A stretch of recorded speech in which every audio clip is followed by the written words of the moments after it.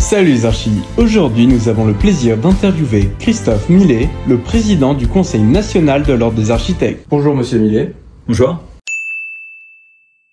Alors pour démarrer, et si je reprends très en amont de mon parcours professionnel, j'ai débuté sur les chantiers avec mon père. J'ai été charpentier notamment et aussi un peu maçon sur plusieurs chantiers en Saône-et-Loire, à Sud-Bourgogne. Ce qui m'a amené très vite à intégrer une école d'architecture parce que j'avais envie de passer de l'autre côté.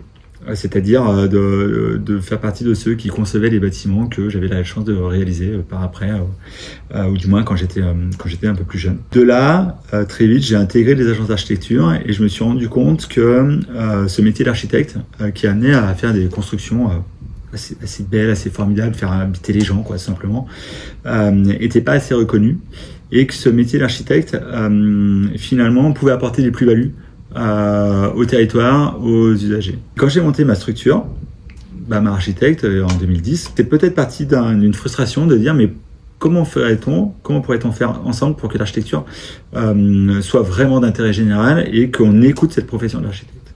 Et c'est sur ces principes-là que j'ai voulu me faire élire à l'ordre au conseil régional en 2013 maintenant, qui est peut-être pas le bon motif, parce que le vrai motif c'est l'intérêt général, que j'ai appris pendant mon premier mandat régional de 2013 à 2021. Et puis, ce parcours a fait que je me suis intéressé à cette institution que je trouve très très belle, que je trouve très compétente, où j'ai fait des rencontres formidables de la part d'élus, avec des salariés. J'ai eu l'opportunité d'intégrer une liste pour me faire élire au Conseil national, cette fois, où j'ai pris le poste de trésorier pendant 3 ans.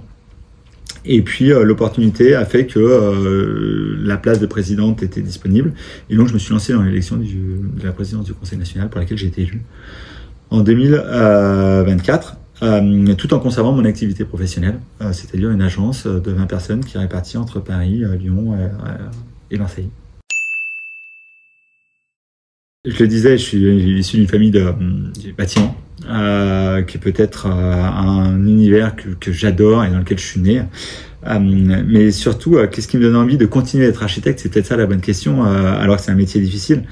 C'est peut-être un des seuls métiers où on intervient dans des disciplines qui sont extrêmement vastes, aussi bien de la sociologie, de la construction, de l'ingénierie, de l'environnement. Et puis, on intervient dans un temps long, dans un temps très long, avec des maîtres d'ouvrage qui viennent avec des idées plein la tête et on met ça en forme pour leur donner un cadre de vie, en passant par toutes ces disciplines et en continuant à passer par chantier. Et en fait, on concrétise la vie des gens et moi, j'arrête pas de le dire et j'en suis intimement convaincu, c'est le plus beau métier du monde. L'Ordre des architectes s'est vu confier une mission par le ministère de la Culture pour s'assurer que l'architecture soit d'utilité publique. Le gouvernement et le ministère de la Culture ont confié à l'Ordre des architectes l'autogestion de la profession.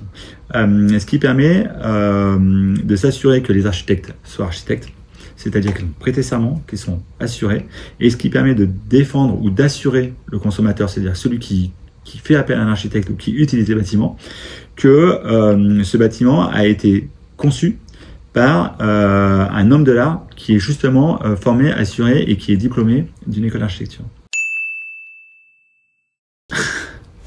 Alors le rôle du président de l'Ordre des architectes est très vaste. Déjà, il faut imaginer que c'est presque un temps complet, malgré l'activité qu'on peut avoir à côté.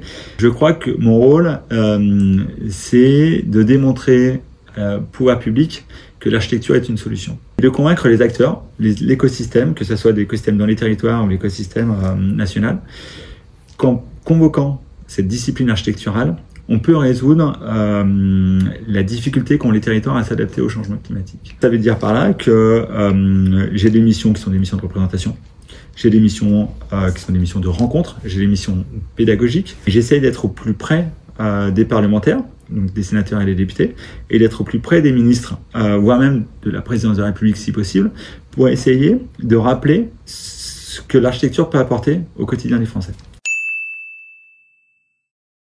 Alors l'Ordre porte plusieurs chantiers, notamment la question de l'adaptation des territoires au changement climatique, avec 2 points de convergence, c'est de faire en sorte que la réhabilitation soit considérée comme un acte architectural. Et la deuxième chose, c'est d'avoir un outil comme la Biennale de Venise qui va arriver dans 2 ans et qui va faire en sorte que on inscrive la spécificité française, qui est cette architecture d'utilité publique et cette architecture comme expansion de la culture, comme un exemple à suivre à l'échelle européenne et à l'échelle mondiale. Et on a un des exemples qui est celui de la COP30 par exemple, où on va faire un démonstrateur qu'on va construire et sur lequel on aimerait que le président de la République vienne visiter et inaugurer ce petit pavillon pour démontrer comment l'architecture s'adapte à un climat aussi difficile que celui du nord du Brésil, avec un territoire qui est sensible à la montée des eaux et à la montée des océans. Alors c'est un projet pour lequel on a répondu auprès de l'Institut français à un appel à candidature, il y a maintenant un peu plus d'1 an et demi, avec cette idée que le climat, c'est la question de la COP30, c'est la question la question du climat, qu'on avait un volet autour de l'adaptation. Et l'adaptation, c'est la question de l'habitat. L'habitat avec tous les points, et notamment celui-ci du logement.